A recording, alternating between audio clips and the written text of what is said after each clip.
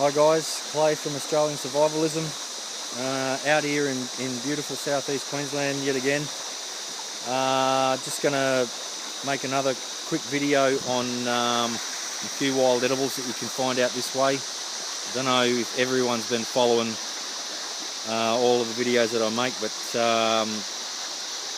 just thought I'd rehash some of the ones that you can use if you're ever lost in the bush.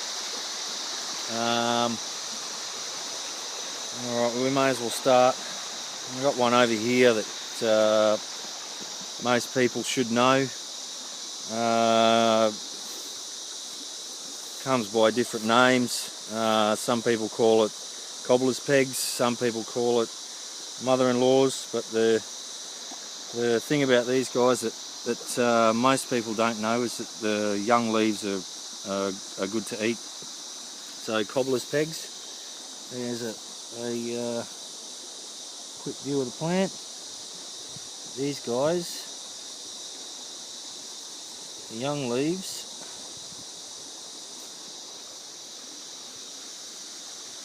perfectly good to eat.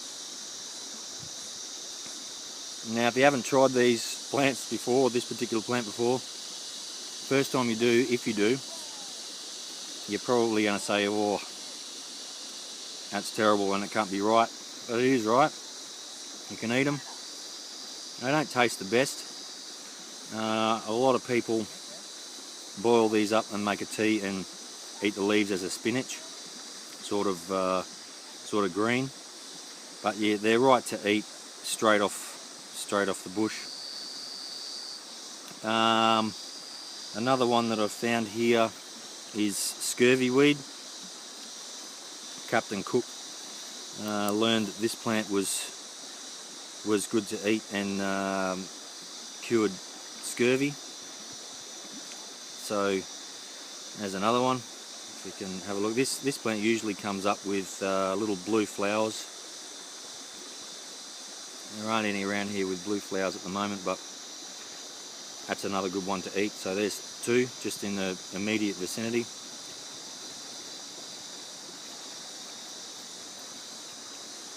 Not bad. Just over here, there is some. Oh, here we go. I don't know if you can see that. Hopefully you can. There we go. Sorrel. Now, this stuff has got oxalic acid in it, so it is edible, but don't eat too much of it. It is very, very tasty. It's got a sort of a mulberry flavour about it. So yeah, there's three. And that is by far the tastiest. Another one that I've shown you guys before is Spiny mat rush. There's the spines, hence the name. And I've demonstrated to you before how to get to the edible parts of this plant. So yeah, if you follow on my YouTube channel, there's all of the descriptions on and how-tos of how to eat these plants. I mean, it's pretty much just pick and eat. But with the spiny mat rush, pull out a good tuft, strip the leaves back, and eat the white fleshy part of the leaves. Anyway, I'll keep moving and we'll see what else we can find.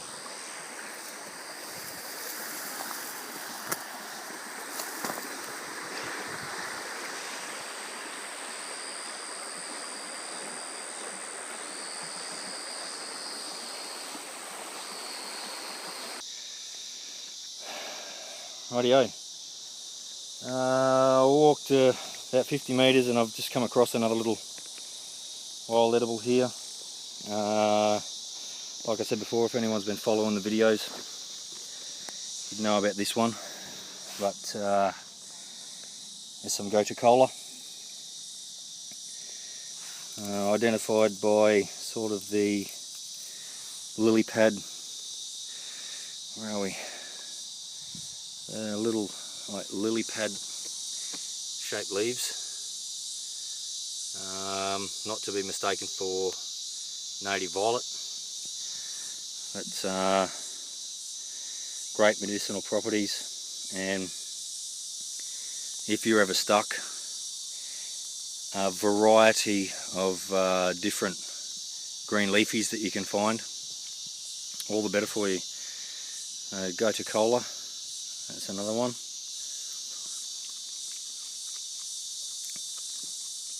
I'll tell you now, it tastes like shit. Not literally, not that I know what that tastes like, but you can taste the bitter, almost medicinal properties about it.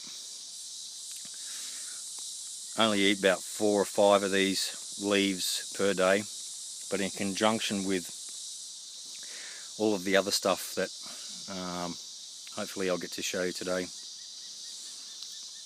it can keep you going in the bush. So let's keep moving.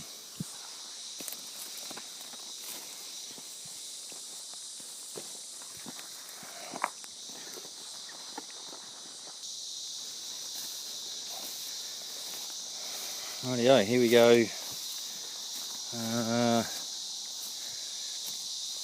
This is awesome. Got a little thicket here of a few different wild edibles. I'll start with this native here. This is a sandpaper fig. Don't know if you can hear that, but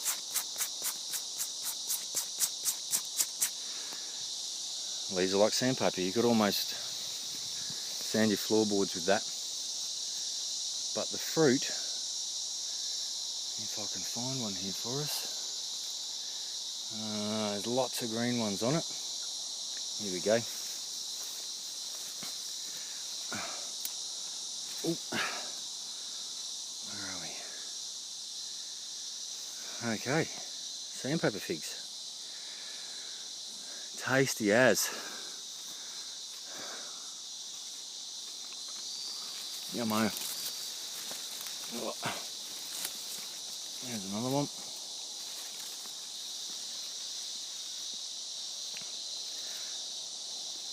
Now if I was stuck in the bush, this is a gold mine down here.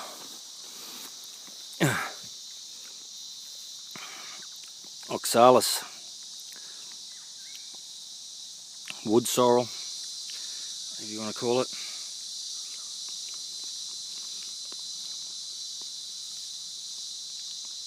Like I said before, don't eat too much of this. About a cupful a day, you know. Just keep in mind, like I said before, this one's got oxalic acid in it. Not that it's going to kill you, but it's good to have a variety of plants that you can chew down on. Not eat a whole belly full of one particular plant. So what do we got? We've got sandpaper figs, we've got oxalis.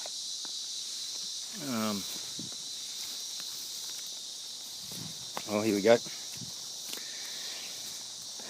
Stinging nettle. Let's get my knife out. Now this guy, where are we? There we are. This guy, I think I've explained before, but for those of you that haven't heard, you can make a tea out of this stuff. It is going to sting you if you don't use gloves to prepare it. But you know, whack some of this in your pot or in your canteen, whatever you want to boil it up in, and it neutralizes the formic acid. You can then drink the tea, or you can eat the leaves as spinach. So there's another one. What else have we got in this little thicket here? I'll just put my knife away just quickly.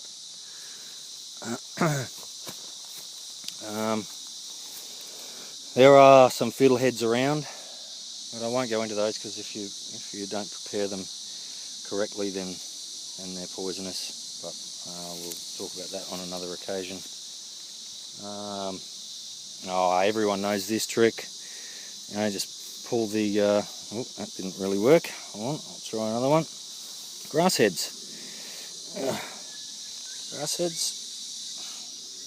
Just pull on the stalk, and peel it away, and the little white fleshy bits. Good to chew on. Not only that, but you know, there's a good source of. There's a little bit of water in them. There we go.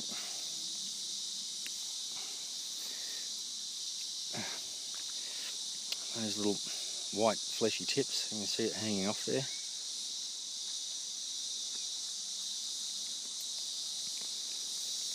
Good to eat. Over here, I did see, here we go.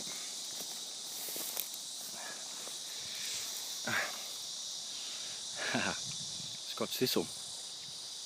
Now, obviously, it's a very prickly plant. You don't want to be dealing with this unless you absolutely need to. The inside of this plant, after you peel away all of the, I don't know if you can see that. Go back this way, probably can. If you peel away the leaves, chop it down first, obviously. I'm not going to do any more damage to it, but if you peel away all of the spikes, like I was showing you there, the inside of this plant, inside of this guy,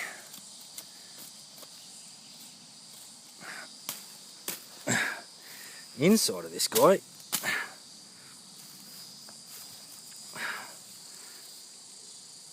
tastes like celery. Now,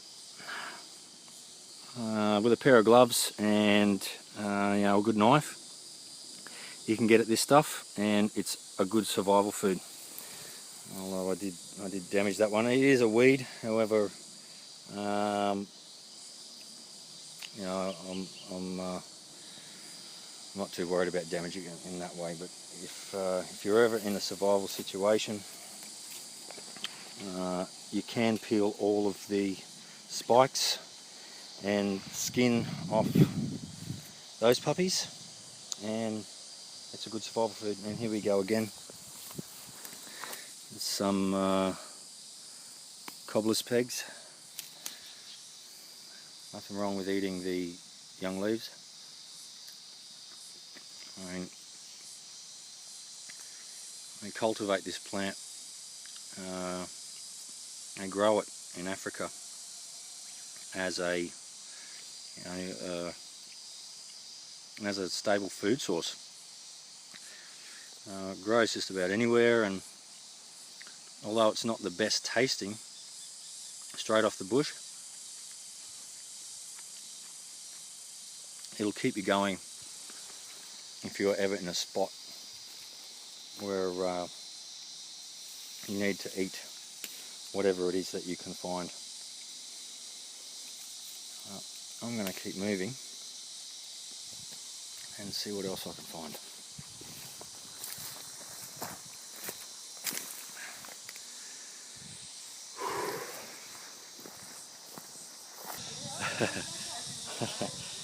Alright guys, here with a couple of friends and some of the kids. It's having a bit of a picnic, but while they're cooking, I'm out making a video. So just another one. Here's one that you probably mightn't know as a common edible. Not something that you want to eat a lot of, but you know, around a cupful is all right. It's just your common clover. And there's no white flowers on. Oh, actually, here we go. Here's one. So common, just white clover. You can boil these up and make a good tea out of it, or you can eat it, or you can eat about a cupful of the leaves as well. Tastes like green beans. Another good survival food. Something that will keep you going just in case you're stuck and you don't have anything else. And I mean, this is bush survival. And obviously urban survival is another thing just in case SHTF, but if you're ever stuck in the bush or if the shit ever hits the fan, yet again, hopefully these are just explanation and hopefully, you know, identification of these plants will help you out. Everyone knows common clover. It's got the little white line around the inside. I don't know if you can see it there. 3 sort of oval shaped leaves.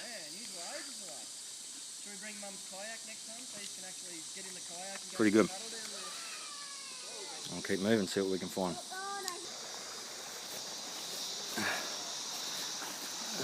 Rightio.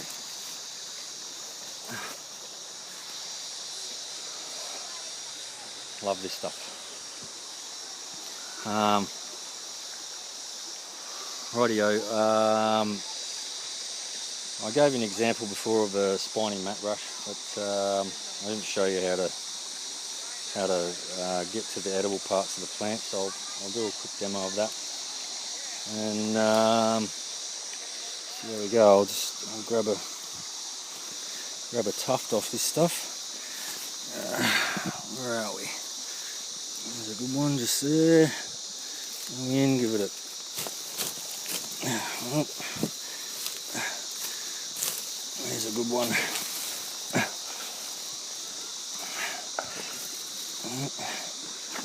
This one just here. There we go. Sit down. So, the fleshy, white fleshy parts of these stems are good to eat. I'll just get down to them.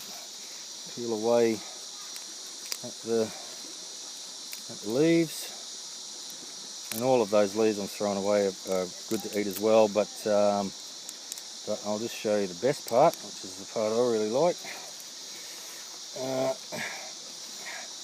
Right.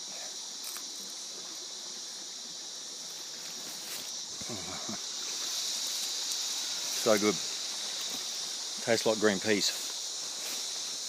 So, with those few examples of what you can find, you know, just out in the bush. I mean, that's only a few, you know, by no means do I know everything, but what I do know is that I know enough to be able to get by. And that's all I want you guys to learn, you know. If you're ever stuck, or if SHTF comes and you need to keep moving through the bush, I mean, and obviously an urban environment is a completely different story, and there'll be videos that I cover later on. However, if you're ever stuck in the bush, SHTF comes and you are needing to move through the bush, there's a few plants there that should be able to help you out with getting to a safe zone or getting to your bob. your bug out location. But you know, subscribe to this YouTube channel. There's heaps more videos there about you know, preparedness and how to help yourselves. But I hope this helps, and we'll leave it at that. Thanks guys. Clay from Australian Survivalism, and peace out.